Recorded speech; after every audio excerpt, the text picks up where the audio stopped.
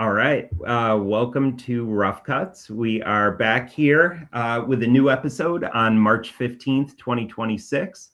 I'm Nate in Cardboard Veritas, and I'm here with my terrific co-host, Jonathan, Sports Cards and Sunsets. Jonathan, how you doing tonight? Good to see you, Nate. I'm doing well. All right. Good to see you too, man. Good. Glad to be back. Glad to be with you. And I know we've each been running around a little bit here, and it's Oscars night and everything. So hopefully, folks have had enough of Hollywood and are ready to get on and do some card stuff with us. We've been watching with the family the Oscars, and we're about 15 minutes delayed. So I haven't even heard what won Best Picture yet, but I know a lot of people are probably jumping on right after hearing that. Right. Yeah. Agreed. Yep. Okay, yeah, so and I see some folks, some of our friends starting to come into the chat here. Welcome, everyone. Thank you for joining us. And yeah, we have a little bit different format that we're going to try out tonight. We decided to try our hand at doing a group of card battles. So we have each selected a number of cards, and we have paired them against a card from the other person's collection. And our plan tonight is to run through these pairings and have each one kind of be its own sort of standalone battle where we will each argue in favor of our card, and in some instances, perhaps even against our friend's card. I'm sure we'll be somewhat delicate with that, but also try to score some points where we can. So, our idea with it is to be, fun and playful and just kind of make it a different format. We're not trying to like brag about our cards or, sound conceited if we have a nice card or whatever. And we're not trying to take any personal shots at the other guy's collection. We're just trying to kind of have, fun with kind of what we think is a unique format. At least we haven't seen anything like this before. So, Jonathan, anything else you'd say about the evening that we have ahead, or what we're trying to do tonight? Yeah, I'm not sure if there's more suspense around which cards are going to win. There are some really tough matchups here, and then maybe some that look like there's a more clear favorite or underdog. But what I'm really curious about is to see, just how far you and I are willing to go on seriously debating the merits of our card versus the other. I know I have one in here that's a little off center. I'm like, is Nate gonna dig in and point it out? Probably. It's fair game. How mean are we gonna get? Right. Yeah, for sure. I've got a few flaws on mine I'm nervous about too, but we'll see. We are generally big fans of each other's collecting, but I think we both feel like we can have some fun with this. Yeah, that's exactly right. Yep. So in terms of some of the ground rules that we talked about, number one, we just kind of referenced this one, but condition does matter. So we're not talking about just kind of hypothetically, would you rather have, a copy of this card or a copy of X card or Y card? It's would you rather have this actual copy that Jonathan has of his card, or the actual copy of my card that I have in my collection. And then another important one is, with some of them, there's going to be a value gap naturally. We didn't try to pair them up exactly in terms of, which one is worth more. So if there's a value gap, the idea is to try to eliminate that. You would get the card that's worth less plus some reasonably equivalent cards or cash to fill the gap. So don't just pick based on, kind of which card you think is worth more, because that's kind of boring, right? We can all just use a price guide to figure out the answer to that question. And then, Jonathan has put together some really nice side-by-side images of each of the cards, which we don't always have as part of our show. So I think that should help a lot and is a necessity tonight. And we're hoping that it'll be interactive, and that the folks that have joined us here will participate and comment on the cards that we have, and in some instances, if appropriate, do some voting. And then, we tend to, to get some really great feedback after our episodes with folks reaching out to us after they listen to the pod or, check out the YouTube on their own time when we tend to do it really late East Coast time. So if anyone, is checking this out, not live and, in recorded version, whether that be in YouTube or pod, please reach out to us on Instagram. We love getting those notes and, we'd love to hear your thoughts on our debates tonight. So, Jonathan, any other thoughts on rules of play? Yeah, and I imagine in the YouTube comments we'll get some folks weighing in and voting. So, I guess this is my chance to say vote for my cards, folks. I appreciate your support. Oh, geez, he's lobbying already. Look at this. All right. So with that, shall we go ahead and jump into it? Let's do it. Let's do the first matchup. Yep. All right. So let's get it on the screen here. We have, let's see. Willie. There it is. Willie Mays. So we have Jonathan's 1951 Bowman Willie Mays rookie card in an SGC 4 pitted against my 1952 Topps Willie Mays in a PSA 4. And Jonathan, would you like to go ahead and make the initial argument here? Well, first of all, I have to give a brief anecdote. Let's go back to the National in Atlantic City. Gosh, was this 2022 now? I think it was 2022 when it was in Atlantic City. Nate and I had been Instagram friends for about a year. We had been kind of messaging back and forth, and I was just there for a day and a half. And right after I had negotiated the biggest trade of my life for this Willie Mays rookie card, my daughter was with me. We traded away a green Gaudy Ruth and some other cards to a dealer named Eddie from Chicago. And right after that, and there's terrible internet in the convention center. But finally, I got a signal, and Nate says, "Yeah, my son and I are over in line to get Dr. J's autograph over in the TriNet area." And I walk over, and we shake hands. We'd never met in person before, and I say, "Did you do a deal?" And Nate's got a big smile on his face, and he says, "Yeah." And I said, "I did too." And he hands me the 52 Topps Willie Mays that is on the screen here, and I hand him the 51 Bowman Willie Mays. And so these cards are sort of the beginning of our friendship. And that's why it's kind of bittersweet for me to talk about how much better mine is than his is. They're both beautiful cards. They're both fairly iconic cards of a player who's widely considered to be one of the 5 greats of all time. So we don't have to debate the merits of the player, but I'll just say mine's the rookie card. So, Nate, how do you respond?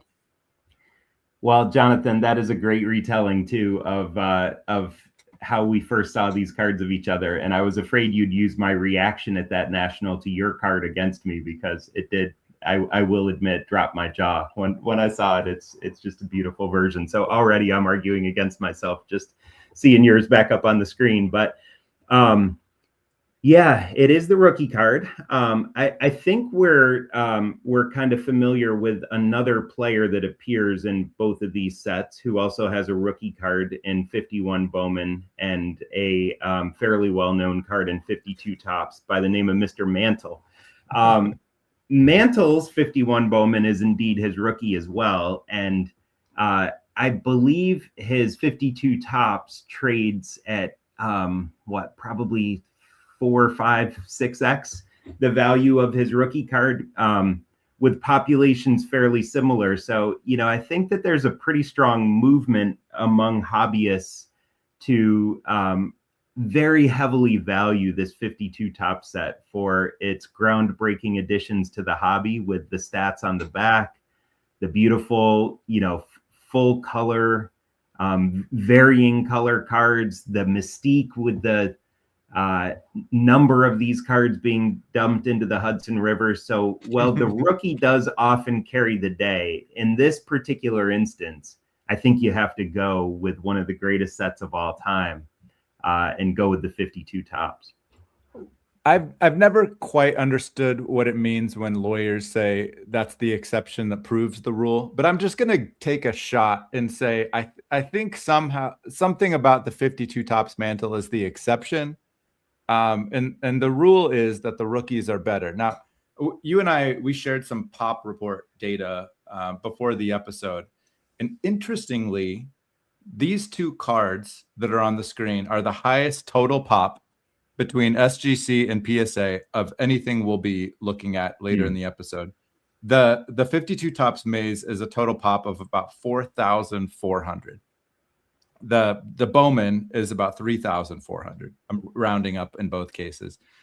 Interestingly, the 52 tops mantle, and a lot of folks think that that pop might be inflated by resubmissions, is about 2,800. So to the extent the Hudson River tale is true, that the high numbered cards were dumped, there are significantly more, not quite double, but more of the 52 tops maze than the mantle pop wise.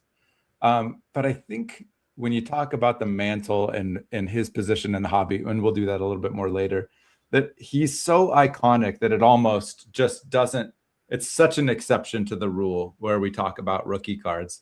I also learned later, well after you and I met, and you had complimented my card, which is very nicely centered, I should add, that you're just not a fan of Maze's rookie. I think something about the backdrop on the card, but I wonder if your particular tastes in this with respect to this card are kind of warping your vision a little bit, that the rookie card isn't as important.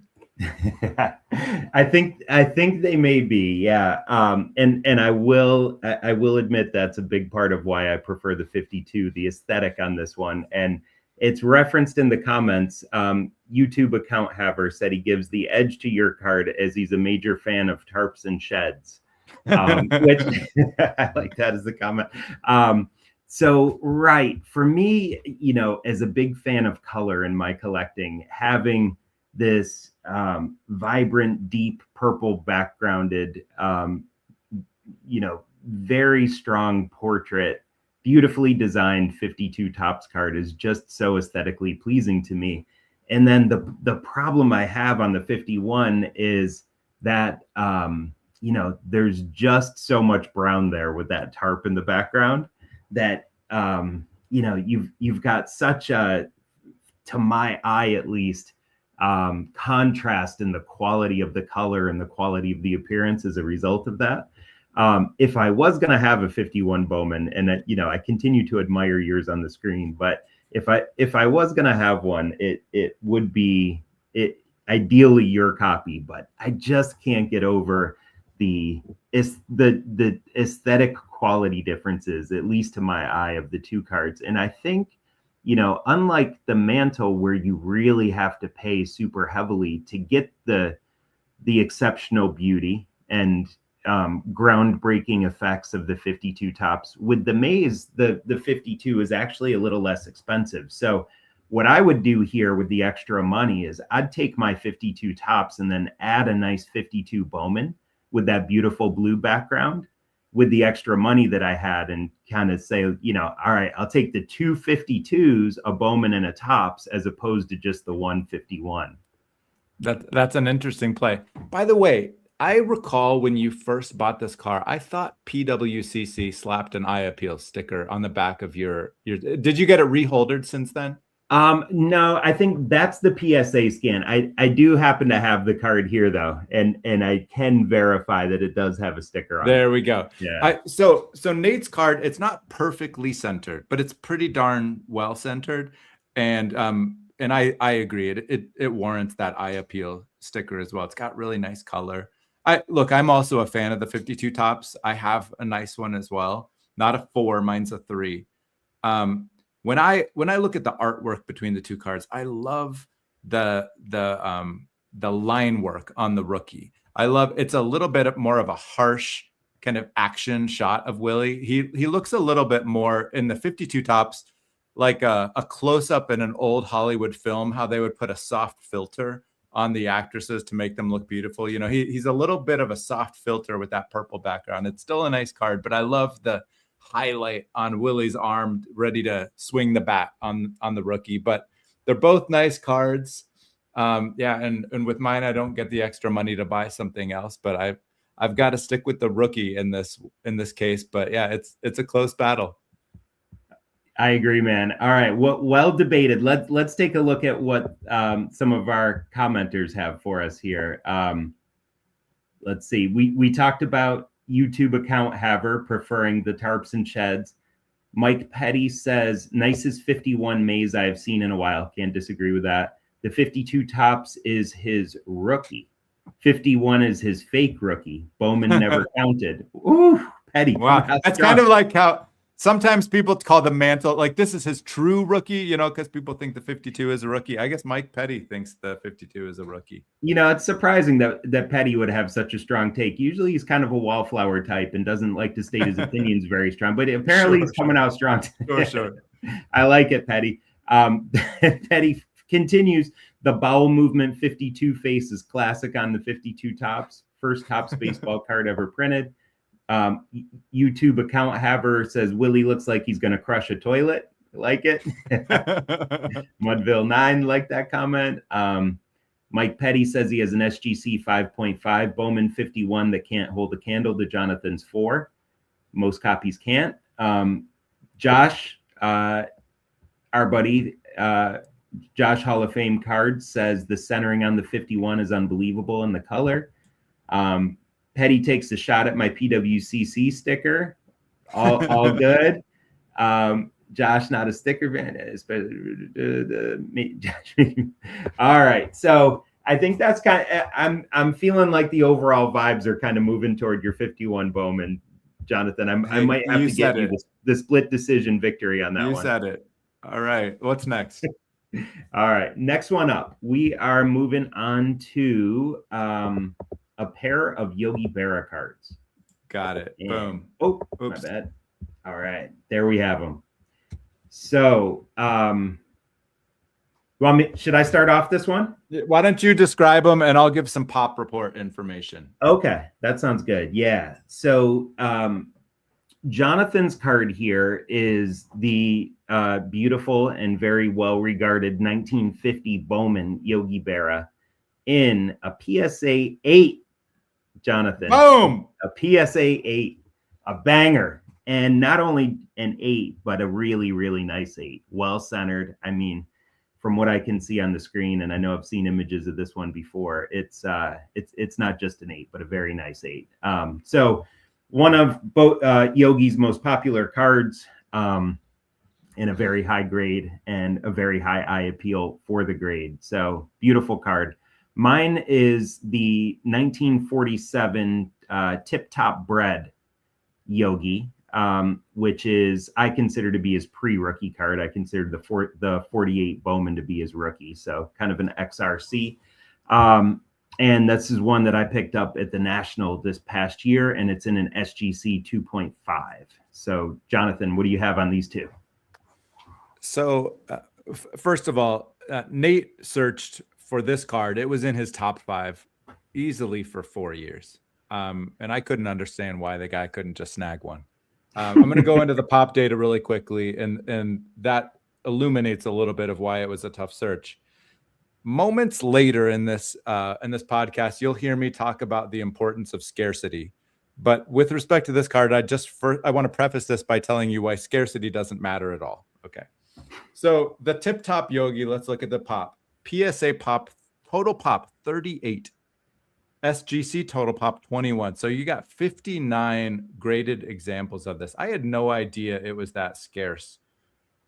This example is a pop 1 with 6 higher, and on the PSA side there are 23 higher. So if you look at the total pop of 59, it's kind of right in the middle.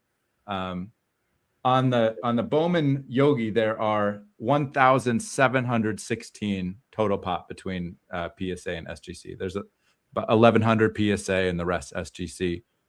This is a pop 56, and there are only 8 higher PSA, and then there are 4 SGCs higher. So it's a much more highly produced, higher population card with a very small sliver of that total population, less than 1% higher graded. So this is a classic example of a lower graded, very scarce card, and who cares about scarcity, versus a really high grade, higher pop card. Right. Yep. And yeah, so I mean, as a Yogi collector, I have to admit first off that I love the 50 Bowman, and I have what is for my collection an exceptionally high grade copy of it as well in a PSA 7. So yep, that's, which is really uncommon for us to have these two cards in our collections is really unusual. So I was similarly drawn to a high grade copy, but you really going from a 7 to an 8 in a card like this is a huge step up. So I mean, I am all for this. I think goes to kind of the real sort of fundamental core, I guess, of how I collect. And if you tell me I could only have a 50 Bowman Yogi or a 47 Tip Top, it probably would be a hard decision. I'd probably still take the Tip Top. But if you tell me I can have the Tip Top plus a really nice 4 or 5 of the 50 Bowman, or I can have the beautiful 8, just the way I collect low grade, high eye appeal, it's just such an easy decision for me. And, and I looking at the value, and I know you paid a lot less than what that 50 Bowman is worth now, but I got the Tip Top, which, as you said, there's a little under 60 of those that have been graded in total. It's really tough card to come by. We see the 50 Bowman a lot. We don't see it look like yours a lot, that's for sure. But I picked up that card for about half of what the 50 Bowman is worth. So I'd have an awful lot of Yogi, money to play with still to pick up a really nice 50 Bowman, maybe even 1 or 2 more Yogis of the really rare, what for me is a very appealing, super early Yogi, or as they say on the card, Larry Berra. What do you say? That's interesting. I did not have a good sense of the value of the Tip Top, and I didn't know what you paid for it. I know what I paid for the Bowman, and I do think the Bowman is worth about twice now. If you go off the last PSA 8 sale, what I paid for it. And so I didn't know that today your card, which is a rookie card, way more scarce, was less valuable. So that's interesting to me. When I look at the aesthetics of the card, kind of, which is the iconic image, I like the 50 Bowman. There's something so charming about an old time catcher. Kind of, it looks like he's in practice, wearing his catcher gear, playing the America's pastime. So it's a great image of Yogi Berra. The Tip Top is a portrait where he just looks so fresh faced and young and eager. No clue what's ahead of him in the big league. So they're both great cards. If I throw out the, I don't know if it's forbidden or against the rules on our podcast to talk about investment and these things, but if I think about the investment potential, because the 8 there's these set collectors on PSA, and whether or not it would grade an 8 today, who knows? But they seem to care about what's on the slab. It's gone up so much since I bought it. I love to own it and think, this thing is just gonna keep going up and up and up, and that makes it fun to own. And I don't know if the Tip Top is worth so much less, whereas it's so scarce. Maybe from an investment standpoint, it doesn't have that kind of potential. I don't know. What do you think? Well, I do hear you on that. However, these low pop oddball cards have had quite a bit of wind beneath their wings lately. I mean, we've seen obviously what the Wilson Franks Ted has done. I think that the DeLong Gehrig is in the process of doing something similar. Yogi obviously isn't as heavily collected as those two guys, but it's a similar kind of feel. And in this case, with a rookie card as well. So I don't know. I kind of like both of them from an investment standpoint. With the high grade stuff, I feel like there's, with the strong kind of overall sentiment and moving toward collecting lower grade, high eye appeal stuff, that it's possible that, the long time trend toward, set collecting of high grade stuff could at some point start to take a little bit of a turn. But I don't know, that may just be me imposing my values on, on the hobby, which I've often had a lack of success when I've tried to do. So you never know. It's worth noting. So mine is an older cert PSA 8. I actually plan to update the holder this year at the National. It's got really nice centering, nice edges and quarters, but not perfect centering. It's a little bit off north south. I love the card. It's fun to own, but yeah, the tip top, in studying for this and learning how scarce it is, that's interesting. When a few episodes ago, when we were talking about our top 10 most iconic cards of the Golden Age era, we put the Ted Williams Wilson Frank card in there, and since then the market on that card has gone just ballistic. So Nate, I think we must have pumped it and moved the market. So I think on this one we'll see. Let's watch the tip top Yogi, and if in the next 3 to 6 months, the market just goes way up, we'll know that that's the kind of influence we have. That's right. I'm sure. Yeah. And so in terms of charm, I wanted to also, just because I checked this out before we got on here, I wanted to just read the back of the tip top card for a minute, which says, walk today to your food store and buy tip top. Look for the stars on the tip top wrapper and the stars on the diamond. Enriched tip top is better bread. There are 15 photos of your favorite baseball players in this club group.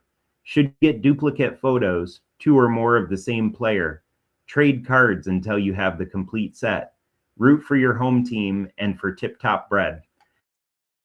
I like that on the back of the card, there's an endorsement for like trading with your buddies until you have the complete set. Basically, they're saying, go tell your friends to tell their moms to buy tip top bread so they can get the card so you can trade with them. I just thought that was a pretty cool touch. And then it also, as some of the folks have pointed out in the chat, it references him just as Larry Berra and as an outfielder for the New York team, which I think is kind of cool because obviously, going forward, he's Yogi the catcher. But for a brief moment, he was Larry the outfielder. I love that. By the way, so I told Nate before the show there was one unscheduled little intermezzo I was going to throw in. I got something in the mail yesterday. Nate doesn't know about this. He mentioned we're both Yogi collectors, and there's something that Nate misplaced. He did a recent deal that it's his story to tell, not mine. But I just got this yesterday in the mail from a friend of ours, Icon Sports Cards, great dealer named Chris on Instagram. And I have been trying to find a nice copy of the 1952 Topps Yogi Berra for a long time. And I've told Nate for years, I said, Nate, they're all so off registered. Your copy is beautiful. And anyhow, Nate somehow misplaced this one, and I snatched it up. Oh, so this nice. is in the Sports Cards and Sunset PC now. So beautiful, man. That is a fun surprise. Wow, that's awesome.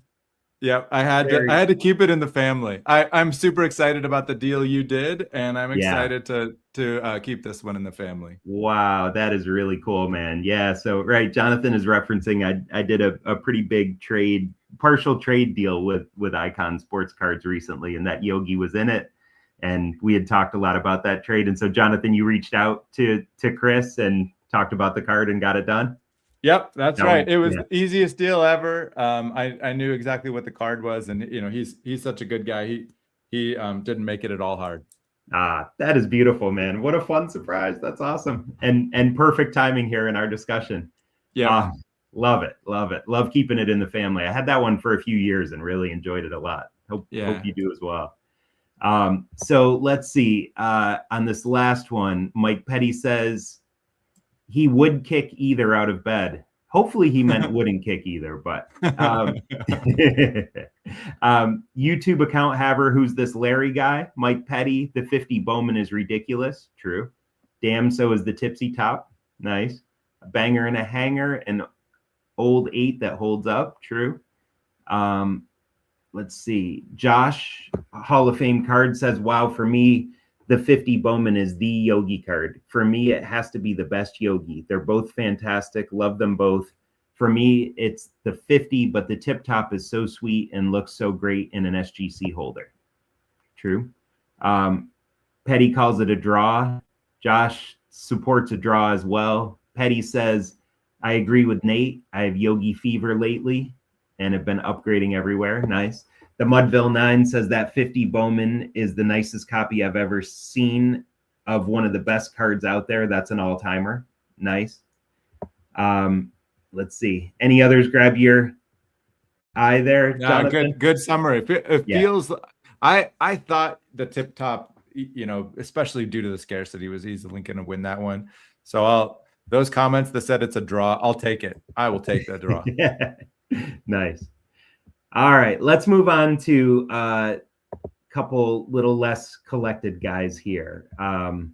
You want to go ahead and start us off on? Yeah. Let me just start with the pop data. I've said it before and I'll say it again. Scarcity is the only thing that matters in this hobby. So let me just dive into what the numbers tell us. So this Hornsby, when I saw the Tattoo Orbit 1933 set, I thought, no way that's real. I'd never seen them before. It looks, they've got these fluorescent colors. Looks like it's from a modern era, and they're pretty rare. The PSA pop on this is 52. SGC is 29. So a total pop is 81. Kind of in the same neighborhood as that Tip Top Yogi, a little bit more with 81 total pop. This Hornsby and an SGC2 is a pop 5 with 19 higher. So it's a lower grade copy. Nate's Lefty Grove is from the beautiful Diamond Star set, which you'll sometimes see 1934. Sometimes you'll hear 35 or 36. Also beautiful colors that kind of pop off the cardboard. Not quite as futuristic looking as the Tattoo Orbit. The pop of PSA is 229, SGC almost the same, 265. So a total pop of around 500. Nate's is in a PSA 2 holder. That's a pop 39 with about 100 higher. So although the PSA pop is just 229, it's kind of, 2 is almost mid-grade for that vintage of a card. Yeah. Good summary. And boy, it's interesting, some of the aesthetic similarities in seeing these two cards on the screen with the white uniforms, in action shots, a lot of really nice yellow and red on the screen. It's neat to see these two put together, and they're from a similar era. Hornsby was a little bit earlier.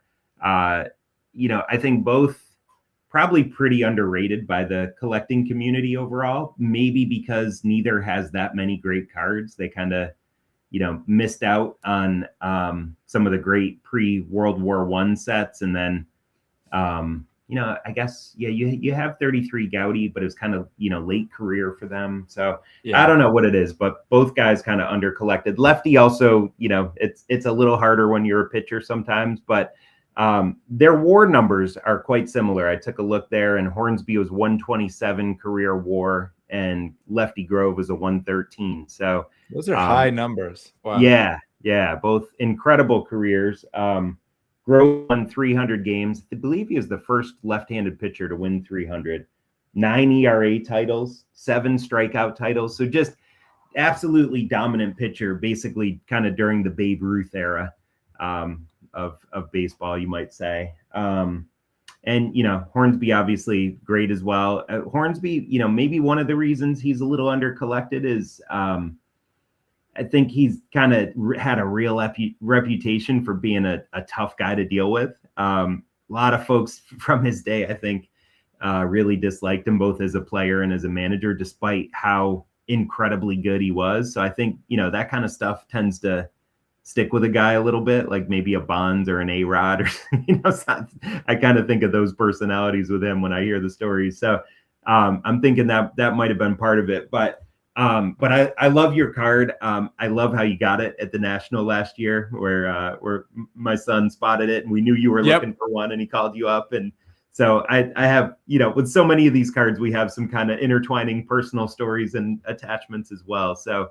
But the Grove is it's really for me the Lefty Grove card. I love the Diamond Star set. I love the artistry, the Art Deco design, the really deep and varied colors. And I think for me, this is really, as a combination of player, design, and what this card means in the set as being the number one card from the 1934 issue in the set. It's, to me, kind of like the most important and kind of best overall card in the set. I don't know if it's the most valuable. It probably isn't. I think the Greenberg or maybe the Jimmy Fox or something. But yeah, I love this Grove. Number one, super condition sensitive, tough to find sharp and bright, tough to find centered. Mine's pushed a little bit left, but it's a pretty darn nice copy, and I think it matches up pretty well.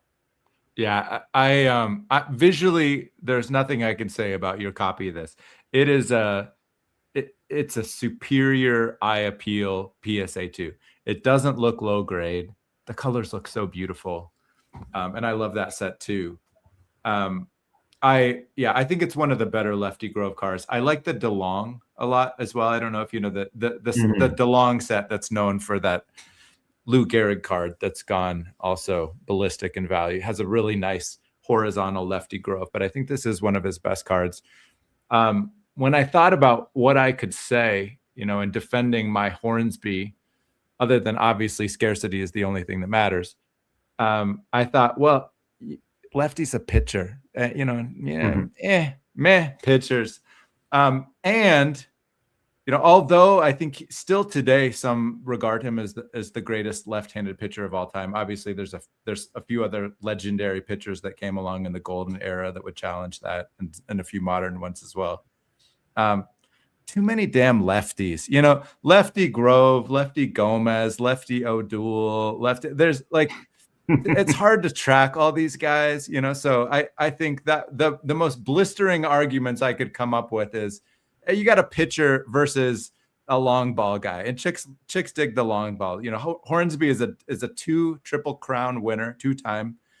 Batted in one season, he batted over 400 and hit over 400 home runs the same year. So to hit for power and average like he did, he was just electric behind the plate. And you got a really good pitcher. Like, ho hum.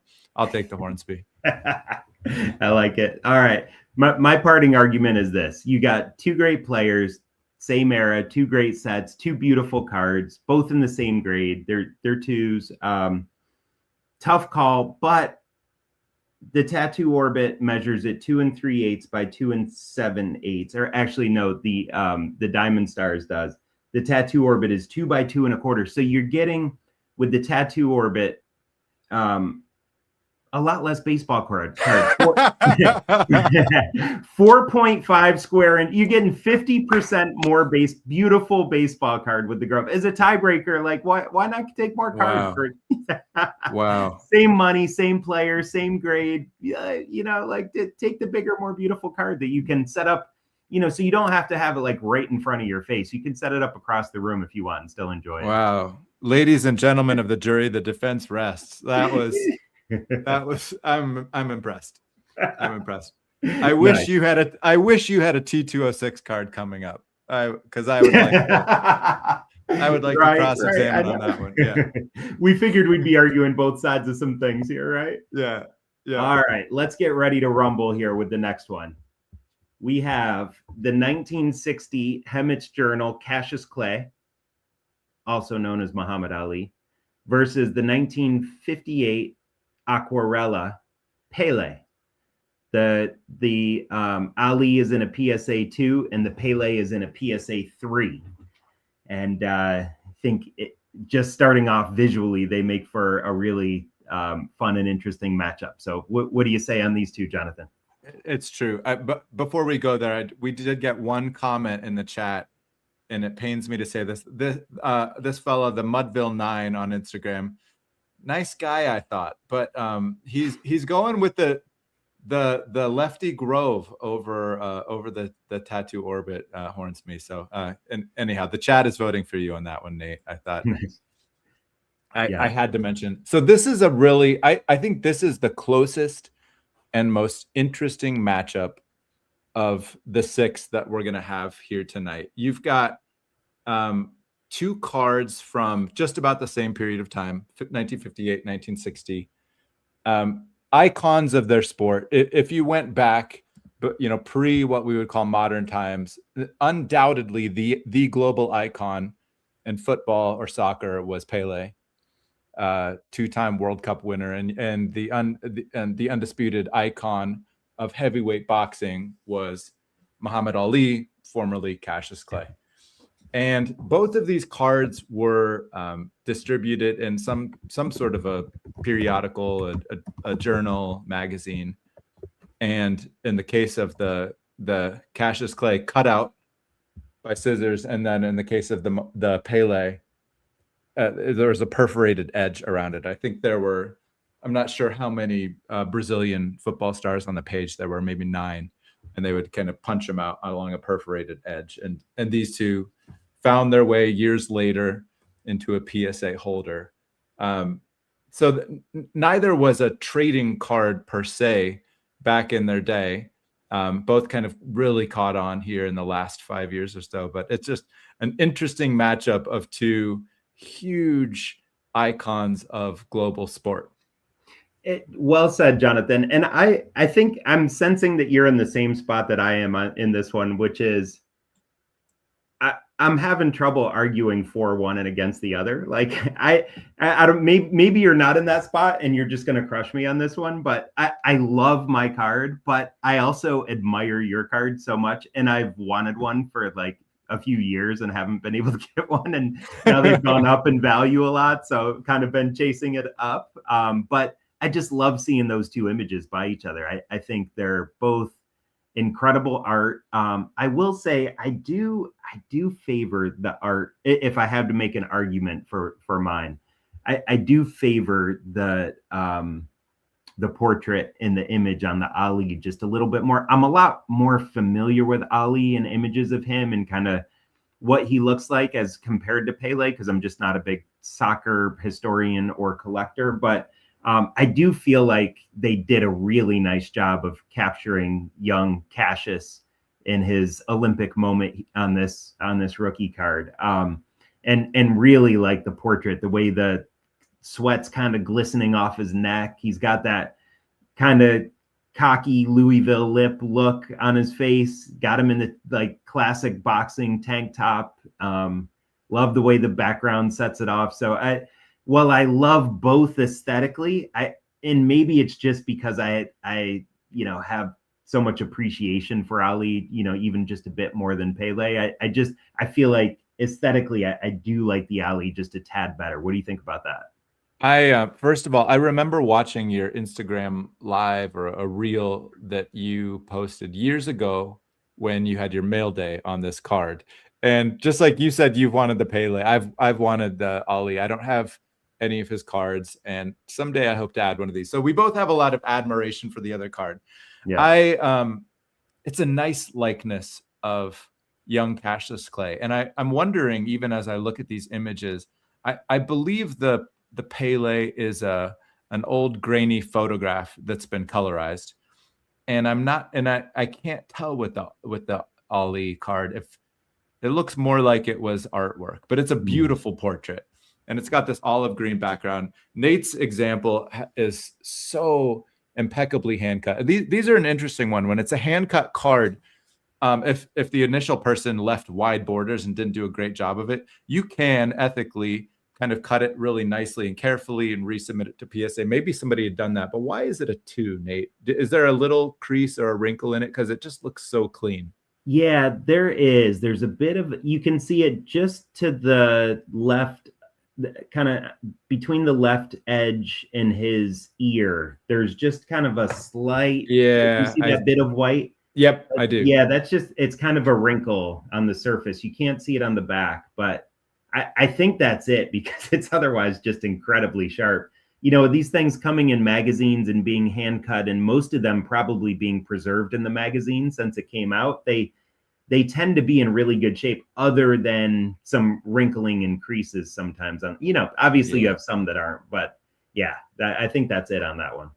Let me share the pop information. And by the way, just on the visuals of it, so the Pele we mentioned, it's a kind of grainier, probably a colorized photograph.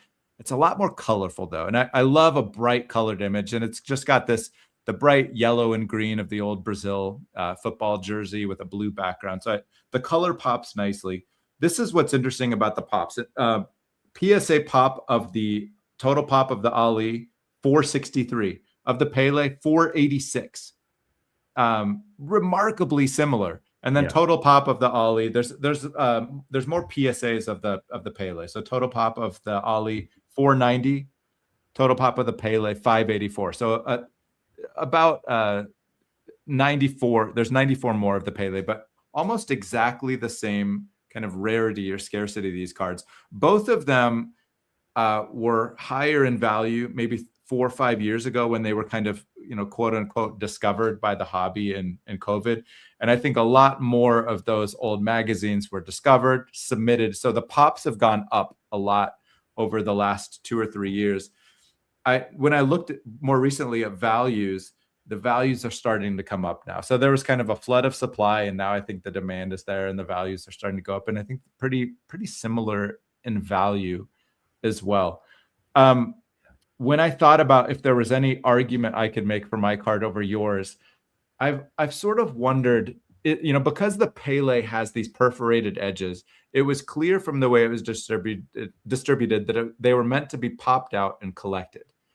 Whereas the Cassius Clay, and of course I don't have an example of the old magazine to see what it looked like, but I've kind of wondered, was this just a picture of him in a magazine that then people cut out, and now we call it a trading card? Like, is it really a trading card per se, or is it just a picture that people cut out?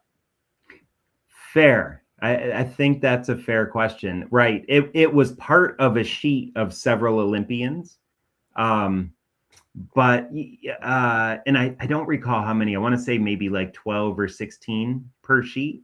And so, right, what was it intended for? Was it maybe to just tear out the sheet of all these images, or was it to take it out and cut them up and collect them? I don't know. I haven't actually held one in hand to kind of feel the thickness, but it does look to be on the thinner side. So yeah, I think that's a fair potential criticism and at least a fair question. I would say, as a counter to that, maybe I do think that the Clay is generally most commonly regarded as kind of his sort of the rookie card of Ali. Certainly he has other cards that are more valuable pound for pound, grade for grade.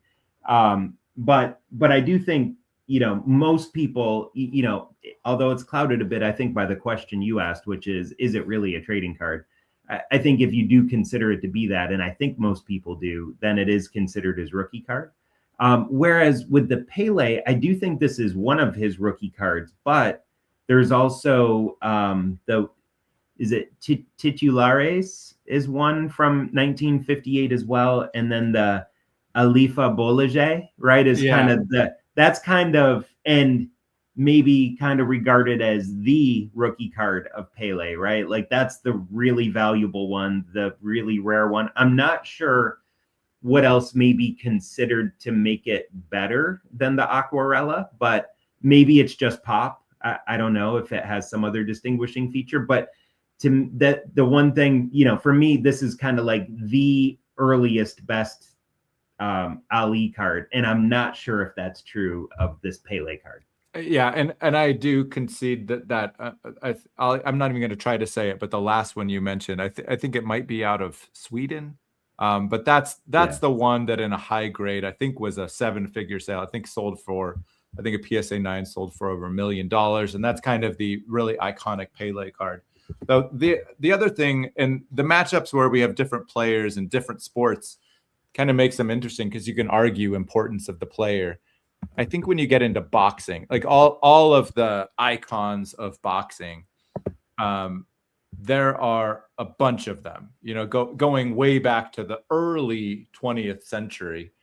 in trading card history. Whereas when you get into soccer, there's kind of no question that it's Pele. Like it was always Pele. Pele was the one. He was the global star. If you look at soccer cards before him, yeah, there's some other players you'll find, but really you got Pele and then the modern goats of the hobby. Whereas I think in boxing you could throw out, you probably have some old Jack Dorsey cards from some of the old sets, or there's some Jack Johnson. Jack Johnson. Yeah. Right. And then from the 1948 Leaf set, there's some good boxing cards in there. So yeah, there with boxing, you just have a sport where there's maybe more collectible icons that came before Ali, whereas Pele, he's kind of the one. Interesting. Right. I think with some nuances, however, you could maybe spin that a little differently as well, which is, I do agree with all that, but I do think that Ali, if you polled folks today, would still be the GOAT of boxing, right? I mean, he wasn't the first best boxer. He wasn't kind of the original GOAT. You know, there were others certainly that preceded him, several. Right. Jack Dempsey was another, great early guy. I mean, there were a lot in that lineage, and Pele was kind of the first GOAT. But I wonder to what degree Messi in particular has, and I know you can say old GOAT, new GOAT, like, and we can kind of, but I don't think people say like, all right, Chamberlain and Russell were the old school GOATs, and Jordan. No, they just say Jordan is the GOAT, right? And so it's like, I think my view is the consensus now is Messi is the GOAT and Ali is the GOAT. If we're looking, I knew you would use. So, folks that don't know me, I lived in Argentina for a while. My wife is Argentinian. I'm a huge Lionel Messi fan, and he is the GOAT. So I knew you would use that against me. That's why I was saying, like, Pele was the old icon of the sport. And still, hey, you opened up that line of argument, man. You knew it was going to happen. Yeah. All right, I think we hit this one pretty well. So yeah, fun conversation on these two cards as we knew it would be. We're getting up there a little bit in time. Do you want to skip, we're thinking about maybe doing a couple of these. I'm thinking maybe we skip the basketball one and come back to that and move straight to the main entree. Yep. Let's hit the main course here. All right, let's do it. So let me find that image. There it is. All right. So this one should be pretty fun too. Cards that folks probably recognize here. So we have on the left, the 1948 Leaf Satchel Paige, which is my card, in a PSA 1.5. And then on the right is Jonathan's very beautiful 1952 Topps Mickey Mantle. In the grade in that image, it's redacted, but it's a 1. Yeah. Okay. Got it. Yep. So low grade copies of each, the 48 Leaf. Some people say 49 Leaf now. Some people say 48, 49. I'm sticking with 48. Satch and the 52 mix. So Jonathan, I think you've said several times throughout this episode that scarcity is everything. Do you want to run through the pop report real quick, maybe? So all that matters in collecting is demand. It's all demand side. Just demand. First, before I hit the pop information, I just want to describe the cards for a moment and tell a little bit more about them. So the Paige, this is a card often referred to in the hobby as a ghost. The 1948 Leaf baseball set was widely produced, a lot of popular cards. The Paige, for reasons I don't fully understand, and maybe you can share a little bit more, Nate, is super low pop. It was a low printed card. And this is the pop. PSA 198, SGC 79, total pop 277. I would imagine that's inflated a little bit from some that maybe got an authentic and were resubmitted or something like that. Nate's is a true 1 of 1. you've got on the right side this kind of charming tape residue. This was likely in some kid's binder, or taped to a wall or bulletin board. Of those 277 or so known copies, most of them have pretty awful registration where the printing on his face is, just kind of way off. Nate's is about as tight as you'll find. It's not perfectly centered, but the colors and the registration are really nice. Colors pop right off the page. It's a beautiful card. It's a quirky card, super rare card. Mine is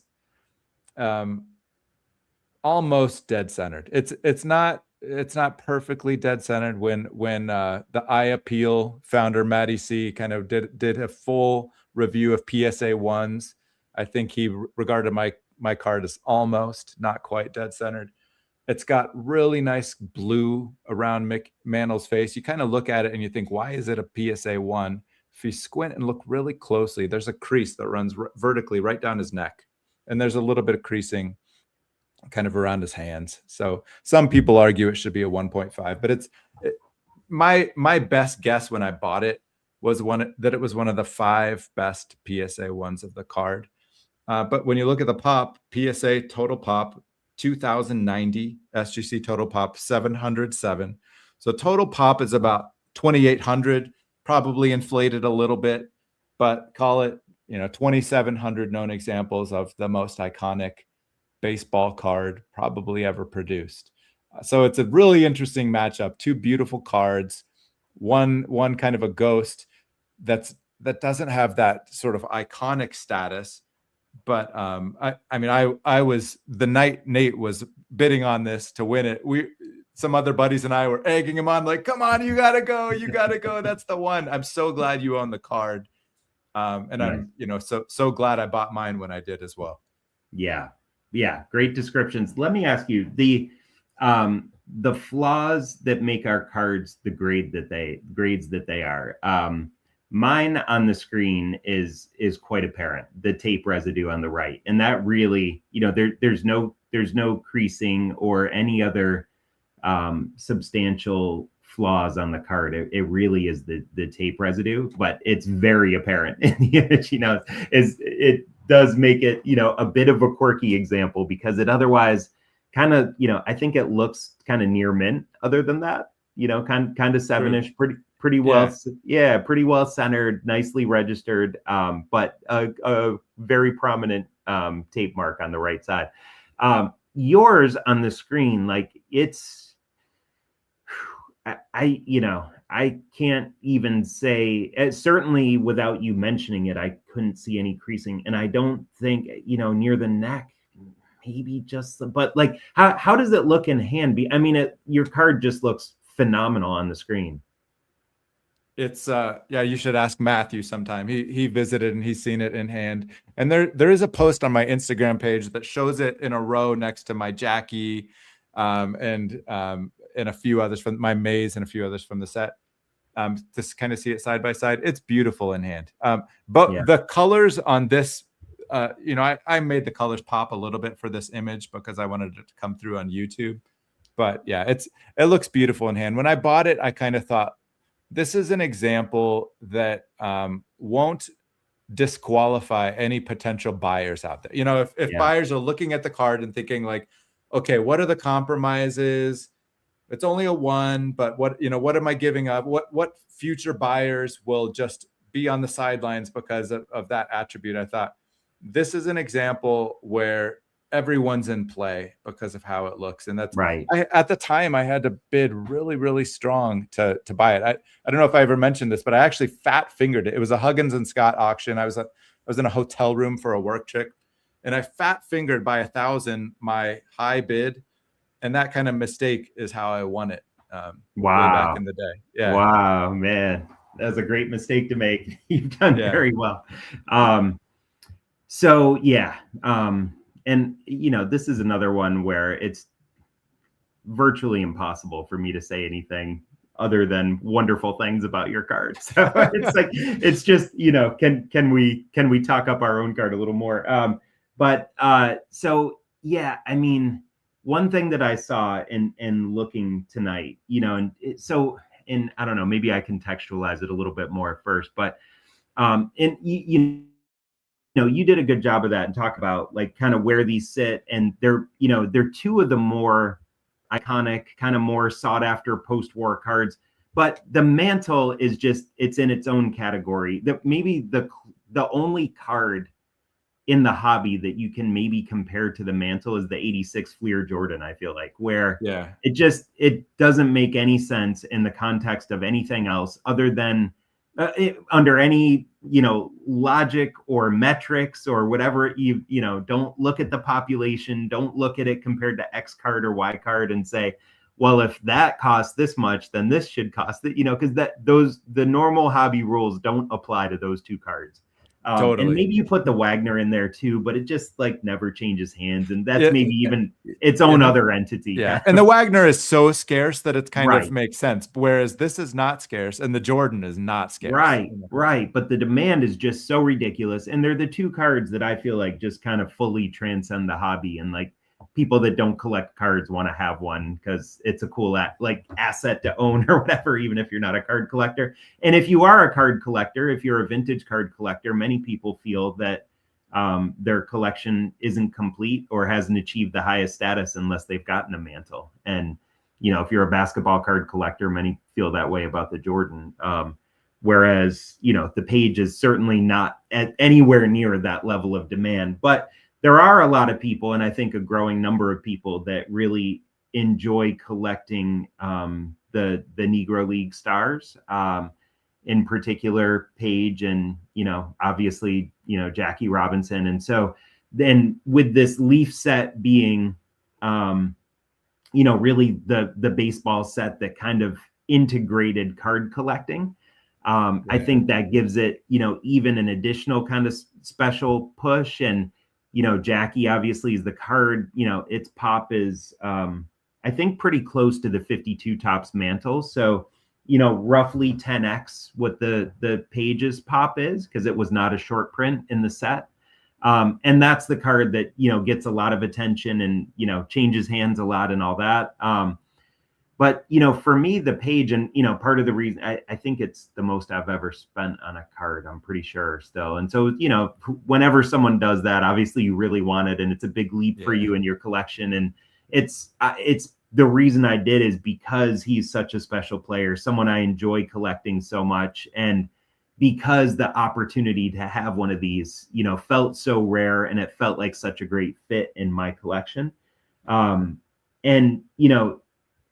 So thinking like, which one do I want to have? It's such just a personal, decision, I feel like, as a collector, like it's almost like which one fits best for you. And certainly the vast majority of collectors, I think, would pick the mantle.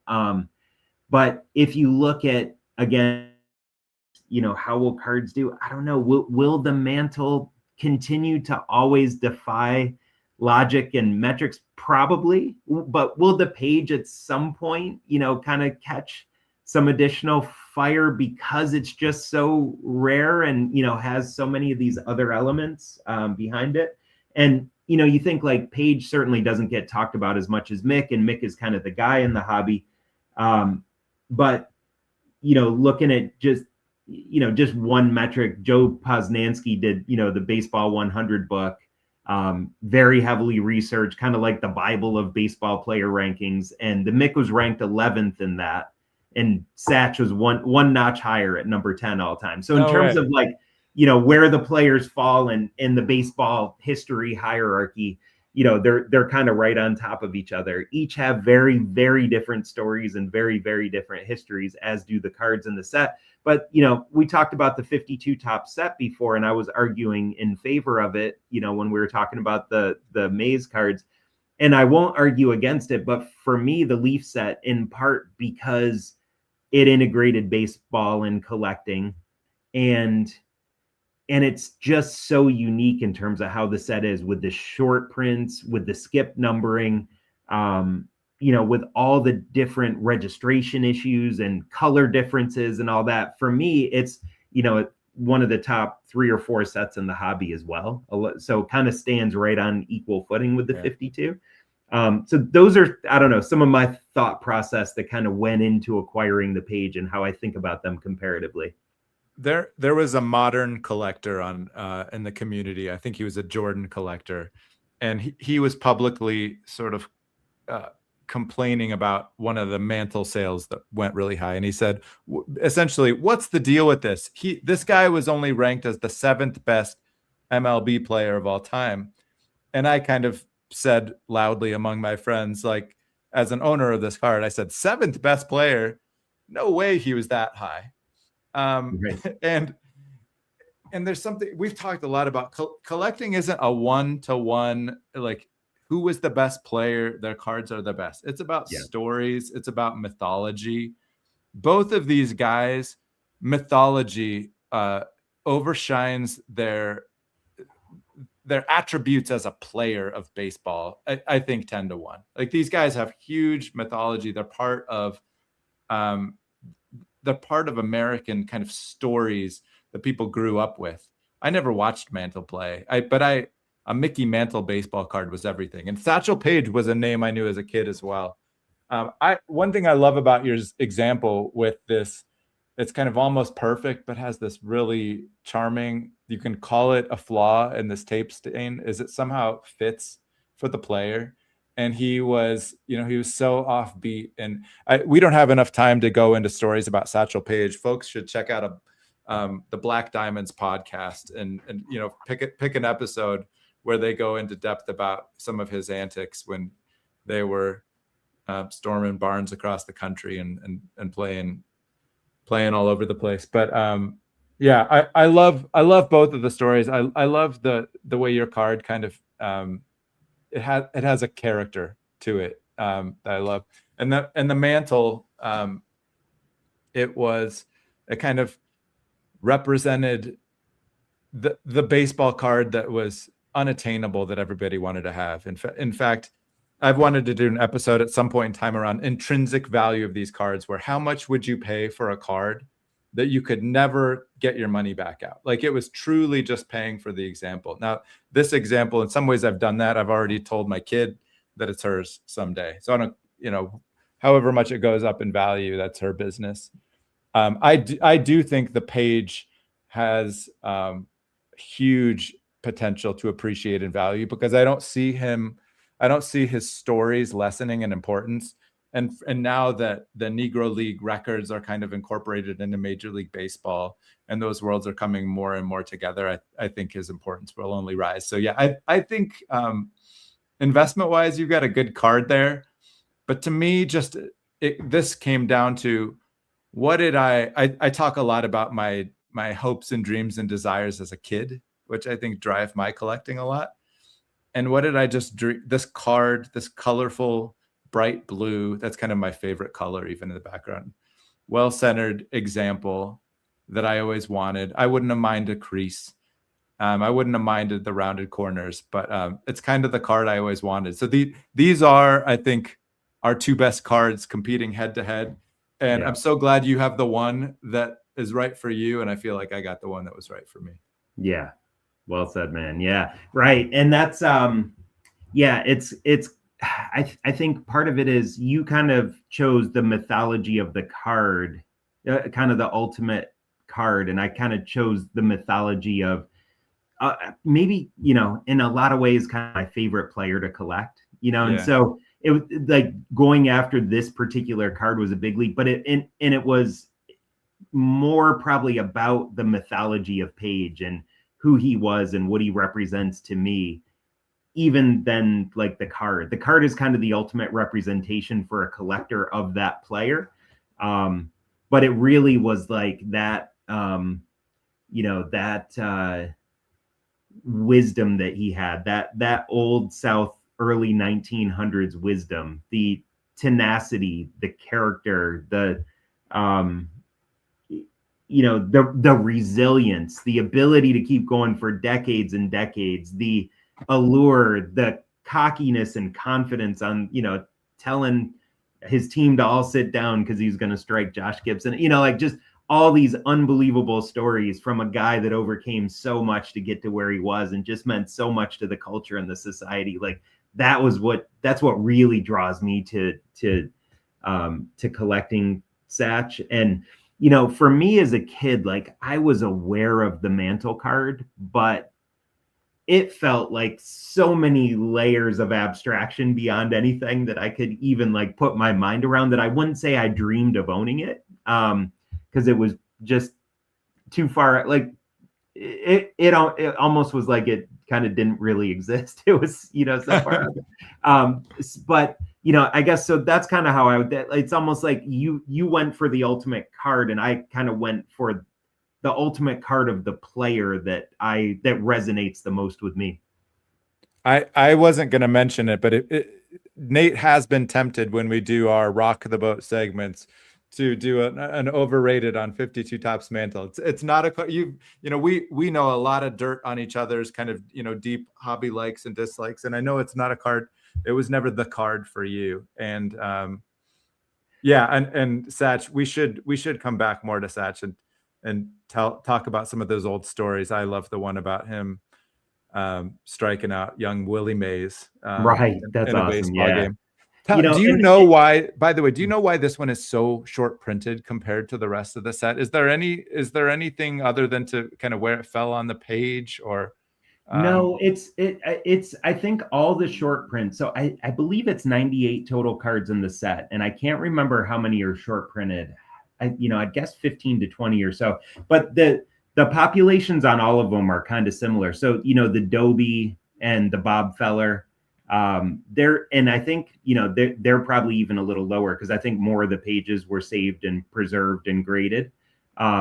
So this is his pop is kind of in line with where the other short prints are. And I think they were the latest printed. And a lot of bad registration on that.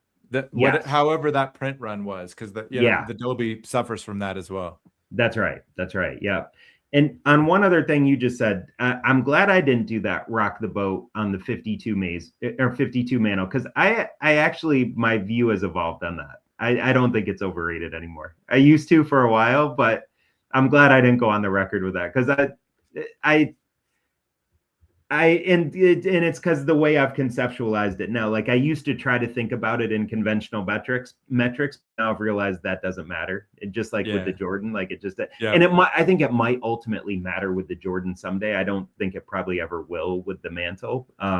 But I almost love the card even more, because like, it is what it is, and you can't call it overrated. Like, I like that there's something in the hobby that just totally defies conventional wisdom. Well said. Yeah. All right. What did we get here on comments on these ones? Let's see. Have you been checking the? A lot of folks have just sort of been commenting that, hey, they're both beautiful cards. Kind of hard to pick one. Would be great to have both in a collection. Our buddy Mudville 9 says that he thinks the 49 Bowman page competes with the 48 Leaf, but no other Mantle competes with this one for Mantle, which I agree with that. We've talked a lot about how big of fans we are of the 1949 Bowman page as well, which is also a rookie card. Yeah, for sure. Love that card. Absolutely. Yeah. Well, should we wrap it up here, man? Yeah, and let's do it again. We have a bunch of other matchups ready to go. One, even the exact our same example of the same card that will compete with each other. So I think these head-to-head matchups are something we should keep coming back to. Yeah, for sure. I like it. Yeah. And folks in the chat, thanks so much for joining us and sticking with us. Mike Petty, Dave, Mudville 9, Josh, Hall of Fame cards, Orlando Collector's Dream, folks that were commenting. Yeah, Pat. Yep. Yeah. Thanks a lot for going on this little competitive adventure with us here tonight. It was a lot of fun, and you guys made it a lot more fun. So, Jonathan, great time as always. And as you said, let's do it again. Oh, all right. And, one other thing I'll say, just as kind of one other parting thought, I thought it was good for us to come back with this episode. Our last one was kind of like, sort of as deeply personal as we've gone, and kind of like our collecting stories. And you were talking about how your collection relates to some dreams that you've had, and we're talking about our childhoods and kind of how we got to where we are as collectors. So I thought it was good that with this episode we kind of came back and it was just all cards all the time. So I that think that's was a good contrast. Agree. And I think in 2 weeks from now, March 29th, we're going to try to do the next version of this. So we'll see you then. Sounds good. All right. Take care. Good night.